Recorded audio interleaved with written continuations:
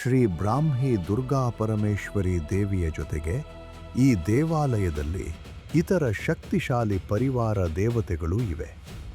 ದೇವಿಯಷ್ಟೇ ಸಮಾನ ಪೂಜೆ ಸ್ವೀಕರಿಸುವ ಆಕೆಯ ಮಗ ವೀರಭದ್ರ ಹಾಗೂ ಅವನ ಉಗ್ರತೆಯನ್ನು ಶಮನ ಮಾಡುವ ಬೀದಿ ಗಣಪತಿ ಇಲ್ಲಿನ ಪ್ರಮುಖ ಆಕರ್ಷಣೆ.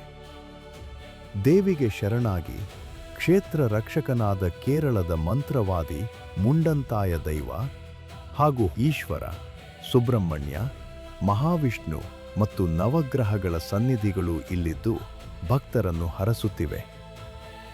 ಕಮಲಶಿಲೆಯ ಇನ್ನೊಂದು ವಿಸ್ಮಯವೆಂದರೆ ದೇವಿಯ ಪವಿತ್ರ ಲಿಂಗ. ತಿಂಗಳಿಗೆ 2 ಬಾರಿ, ಅಂದರೆ ಏಕಾದಶಿಯ ದಿನ, ದೇವಿಯ ಲಿಂಗಕ್ಕೆ ಹೊಸ ಮಣ್ಣನ್ನು ಅಥವಾ ಮೃತ್ತಿಕೆಯನ್ನು ಲೇಪಿಸಲಾಗುತ್ತದೆ.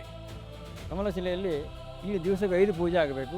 ತ್ರಿಕಾಲ ಬಲಿ, ಉಷಕ್ಕಾಲ, ಪ್ರಾತಃಕಾಲ, ಮಧ್ಯಾಹ್ನ, ಪ್ರದೋಷಕಾಲ, ರಾತ್ರಿ. ಪ್ರತಿ ದಿವಸ 5 ಪೂಜೆ ಆಗಬೇಕು. ತ್ರಿಕಾಲ ಬಲಿ, ಮಧ್ಯಾಹ್ನ, ರಾತ್ರಿ, ಬೆಳಗ್ಗೆ ಬಲಿ, ಕಲ್ಲಿಗಳಿಗೆಲ್ಲ ಬಲಿ ಹಾಕುವಂಥ ಒಂದು ಸಂಪ್ರದಾಯ ಕೂಡ ಇದು ಅನೂಚಾನವಾಗಿ ನಡೆದುಕೊಂಡಂತಹ ಒಂದು ಕ್ರಮ. ಇನ್ನು ಒಳಗಡೆ ಲಿಂಗಕ್ಕೂ ಮತ್ತು ಪಾಣಿಪೀಠಕ್ಕೂ ಮಧ್ಯೆ ಕೆಂಪು ನೋಡಿದ್ದೀವಿ. ಕೆಂಪು ಕಮಲಶಿಲೆಯಲ್ಲಿ ಮಾತ್ರ ನೋಡಲಿಕ್ಕೆ ಆಗ್ತಾ ಬಂದಿರುತ್ತೆ. ಪ್ರತಿ ಏಕಾದಶಿ ಆ ಮಣ್ಣನ್ನು ತೆಗೆದು ಪುನಃ ಮಣ್ಣನ್ನು ಹದಗೊಳಿಸಿದ ಮಣ್ಣನ್ನು ಅಲ್ಲಿಕ್ಕೆ ಲೇಪ ಮಾಡ್ತೇವೆ. ಅದಕ್ಕೆ ಮೃತ್ತಿಕಾಷ್ಟ ಬಂದ ಅಂತ ಹೇಳ್ತೇವೆ. ಅದನ್ನು ತೆಗೆದು ಹೀಗೆ ಚಿಕ್ಕ ಚಿಕ್ಕ ಉಂಡೆಂತಾಗಿ ಮಾಡಿ ಮೂಲ ಪ್ರಸಾದ ಅಥವಾ ಮೃತ್ತಿಕಾ ಪ್ರಸಾದ ಅಂತ ಕೊಡ್ತೇವೆ. ಅದು 15 ದಿವಸಗಳವರೆಗೆ ಎಲ್ಲ ಅರ್ಚನೆ ಪೂಜೆಗಳನ್ನು ತೆಗೆದುಕೊಂಡು ತಿಂದ್ರೆ ಅದು ತಾಯಿಯನ್ನೇ ಒಪ್ಪಿಕೊಂಡದ್ರಿಂದ ಅದಕ್ಕಷ್ಟು ಮಹತ್ವವಾದ ಒಂದು ಶಕ್ತಿ ಇದೆ ಅಂತ ಜನರ ಭಾವನೆ.